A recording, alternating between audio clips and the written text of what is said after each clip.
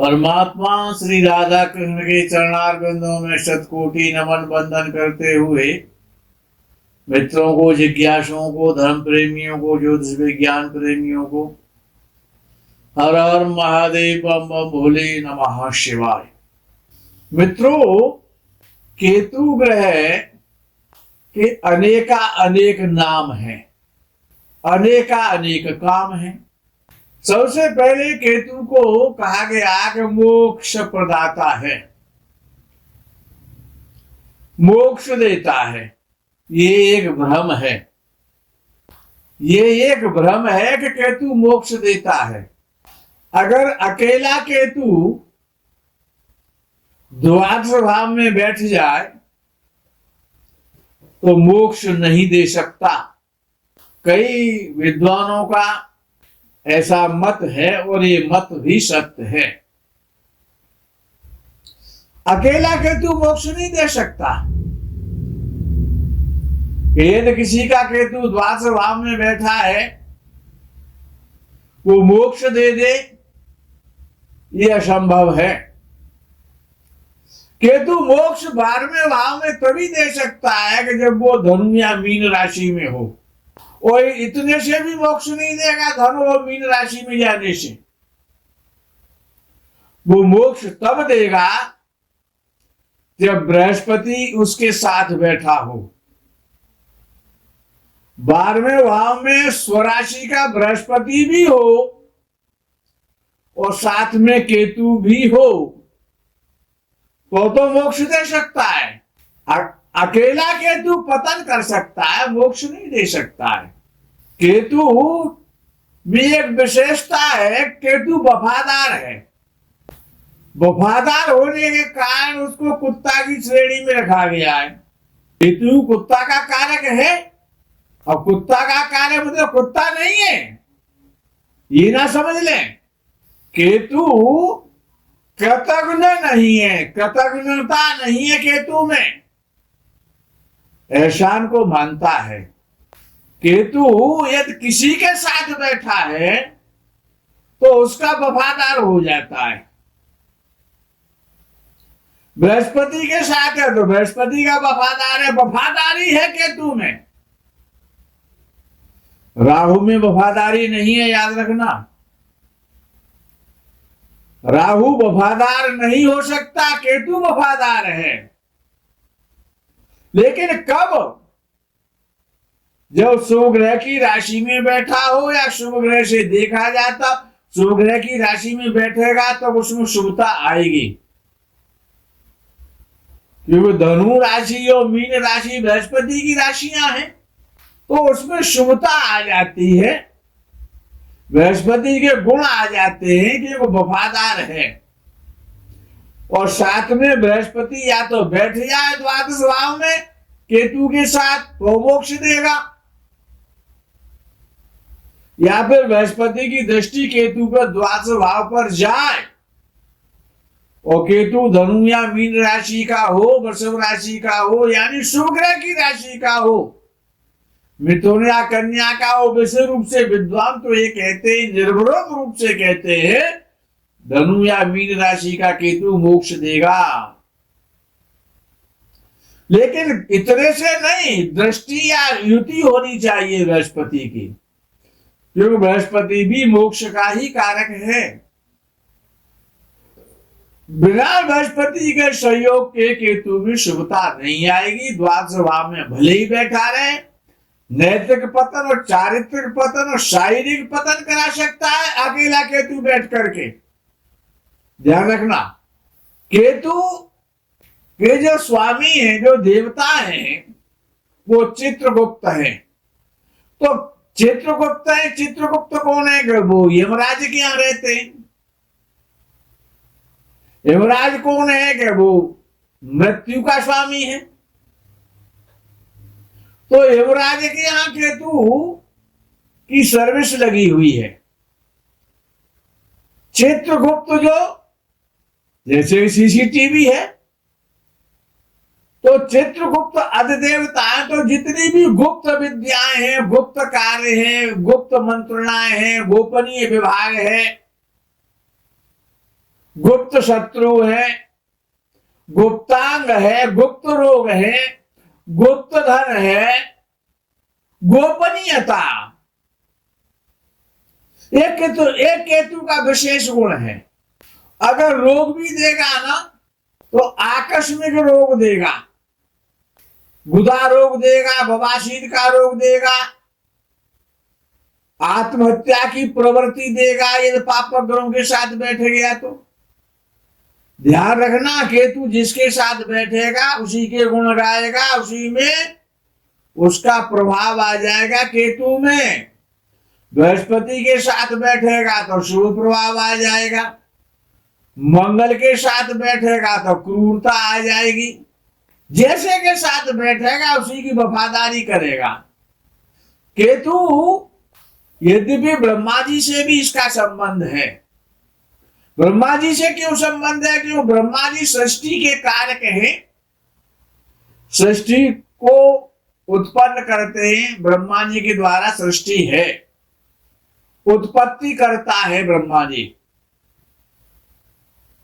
तो केतु को इसलिए कहा गया कि केतुम कलस्योन्नतिम। यदि केतु अच्छा है, बृहस्पति से, शुक्र से, बुध से, ये शुभ ग्रह हैं, और विशेष रूप से बृहस्पति यदि केतु शुभ ग्रहों की राशि में शुभ ग्रहों से देखा जाता है तभी शुभ फल देगा, अन्यथा क्रूर फल देगा, गलत फल देगा। पेट का दर्द है, चेचक है, आधाशीसी है, साइटिका है, खुजली है, फोड़ा है, फुंसी है, कोढ़ है, चर्म रोग है, सड़ना गलना है, ये सभी रोग केतु देता है। केतु शुभ है तभी आपको अच्छा फल दे सकता है, अच्छा परिणाम दे सकता है। कहते हैं कि केतु 11वें भाव में बहुत अच्छा फल देता है, तीसरे, छठवें और 11वें भाव में। 11वें भाव पर जरा प्रकाश डाला जाए तब तो केतु क्या करेगा? अगर अकेला केतु बैठा है ना, भले 11वें भाव में बैठा रहे लेकिन अच्छा फल नहीं देगा। शुभ ग्रह के साथ बैठ जाए, बुध के साथ बैठे, शुक्र के साथ बैठे, बृहस्पति से बहुत आत्मीयता है, बृहस्पति के साथ बैठे तो अत्यंत शुभ फलकारी हो जाता है। देखिए पापक ग्रह में तो आता है ना, पापक ग्रह में आता है तो 11वें भाव में बैठेगा तो गलत रास्तों से, गलत आयाम से, गलत कार्यों से धन दिलवाएगा। धन कमाने का जो तरीका होगा, जो मेथड होगा, वो गलत होगा। केतु किसी को संतुष्ट नहीं कर सकता, असंतुष्ट करता है, असंतोष का ग्रह है। केतु जिसका बढ़िया होता है वो 48 वर्ष की अवस्था के बाद, और केतु अपना फल देना प्रारंभ करता है। यदि अच्छा है तो केतु दूरदर्शी तो है, फ्यूचर की सोचता है, आगे की सोच रखने वाला है केतु। और केतु यदि अशुभ राशि में है, अशुभ प्रभाव में है तो ज्यादा डरपोक हो जाएगा, मूर्ख हो जाएगा, असंतोषी होगा, वो अपना शत्रु खुद बन जाएगा। केतु ये शुभ प्रभाव में हो, 11वें भाव में हो, शुभ ग्रहों से देखा जाता हो, शुभ ग्रहों की राशि में हो तो ज्यादातर मधुरभाषी होगा, विनोदी होगा, विद्वान होगा, तेजस्वी होगा, दयालु होगा, परोपकारी होगा, ऐश्वर्यपूर्ण लग्जरी लाइफ व्यतीत करने वाला होगा। केतु मेष राशि, वृषभ राशि, धनु राशि और मीन राशि, याद कर ले ये राशियां। 11वें भाव में यदि मेष राशि में केतु बैठा, वृषभ राशि में केतु बैठा, धनु राशि में केतु बैठा, मीन राशि में केतु बैठा है, बृहस्पति या शुक्र से देखा जा रहा है तो 11वें भाव में अत्यंत शुभ फल करेगा, और ऐसा नहीं है तो अशुभ फल करेगा। केतु लॉटरी के द्वारा धन दिलवाता है, अकस्मात धन दिलवाता है, अकस्मात अटैक करता है। 11वें भाव में अगर अशुभ केतु बैठा है तो रोगी बना देगा, ऑपरेशन का कारक है, सर्जनों का कारक है, सर्जरी का कारक है। और जब 11वें भाव में जब अशुभ केतु बैठ गया तब क्या करेगा? संतान के लिए भी कष्टकारी हो जाएगा और पेट का ऑपरेशन भी कराएगा। 11वां भाव रोग का भी भाव है, समस्त प्रकार की इच्छा पूर्ति का भाव है, लाभ का भाव है, जितने प्रकार से जीवन में लाभ होते हैं उन सब का भाव है, तो रोग का भी भाव है। लॉटरी के द्वारा अलग भी लाभ कराएगा, बहुत सारा लाभ करा देगा, कल्पनाशील बनाएगा, शेयर मार्केट से लाभ कराएगा। यदि केतु शुभ स्थिति में बैठा है, कुलीन बनाएगा, सभ्य बनाएगा, सफल बनाएगा, अखंड साम्राज्य योग बना देता है केतु। ये शुभ स्थिति में अशुभ ग्रहों से देखा जाता हो तो दिल और दिमाग को खुला रखने वाला बनाएगा, सद्गुणों का धनी बना देगा, अनेकानेक क्षेत्रों का ज्ञान करा देगा। जितने भी गुप्त से गुप्त वस्तुएं हैं, और केतु में एक विशेषता है, 11वें भाव में यदि केतु शुभ स्थिति में बैठा है तो तांत्रिकों से संबंध कराता है। तंत्र विद्या का ग्रह है केतु। तंत्र है, टोना है, टोटका है, अविचार है, जितने भी प्रकार के केतु के द्वारा होंगे। इस द्वादश भाव में केतु मोक्ष का कारक है, लेकिन कब, जब शुभ हो तब। ज्योतिषाचार्यों के आधार पर द्वादश भाव में केतु केवल मोक्ष के लिए अच्छा है, लेकिन जब शुभ होगा तभी मोक्ष देगा। क्रियाशील रखता है, घुमक्कड़ बनाता है, घुमक्कड़ प्रवृत्ति का बनाता है, लेकिन आर्थिक हानि तो कराता है, वियोग तो कराता है, वैराग्य देता है, धर्म के प्रति जागृति कराता है, खुले हाथ से व्यय कराता है, शत्रुओं का नाश करता है। 11वें भाव में जब केतु बैठता है, 12वें भाव में, सॉरी, इस 12वें भाव में शुभ स्थिति का केतु बैठा हुआ है तो नेत्रों को तो कष्ट देगा, नेत्रों के लिए तो अच्छा नहीं है, लेकिन शत्रुओं का नाश करेगा, गुप्त शत्रु नाश करेगा और परलोक को संवार देगा। यदि केतु 11वें भाव में बैठा, शुभ स्थिति में बैठा, अकेला केतु गलत फल ही देगा, याद रखें। शुभ स्थिति में हो, शुभ ग्रह की राशि में हो, शुभ ग्रहों से देखा जाता हो, तभी केतु शुभ फल देगा।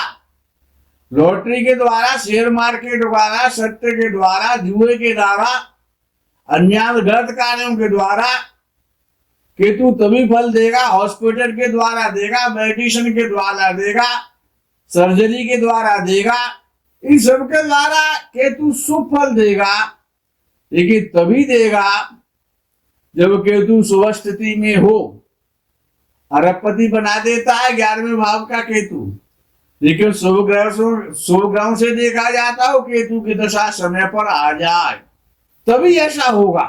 केतु अच्छा ग्रह है, ध्वजा का प्रतीक है, उन्नति का प्रतीक है, झंडा का प्रतीक है, शिखा का प्रतीक है, ऊंचाइयों पर ले जाने वाला है केतु। ऊंचाइयां तभी छू पाएंगे आप जब केतु आपकी कुंडली में शुभ होगा। यदि शुभ नहीं है, ऊंचाइयां छूनी है, बड़ा आदमी बनना है, तो केतु को शुभ करो, केतु का उपाय करो। अनेक उपाय हमारे चैनल पे आपको मिल जाएंगे। केतु हर स्थिति में उसका अलग उपाय होना चाहिए।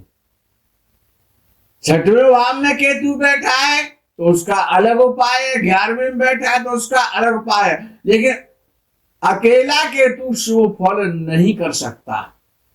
अकेला राहु शुभ फल करता है, लेकिन केतु में जो वफादारी का गुण है वो अगर पापक ग्रहों की दृष्टि पड़ जाएगी तो केतु जीवन में बड़ा कष्ट भी देगा, लेकिन अगर शुभ ग्रहों की दृष्टि है तो केतु में शुभता आ जाएगी, तो विश्वसनीयता आ जाएगी, तो आपको धनी बनाएगा 11वें भाव में बैठ करके, राज्य देगा, राज्य कर्मचारी बना देगा, डॉक्टर बना देगा, सर्जन बना देगा, विदेश की यात्राएं करा देगा, राजदूत बना देगा, गोपनीय विभाग में आपको भिजवा देगा, गोपनीयता आपको देगा, लेकिन शुभ होना चाहिए केतु।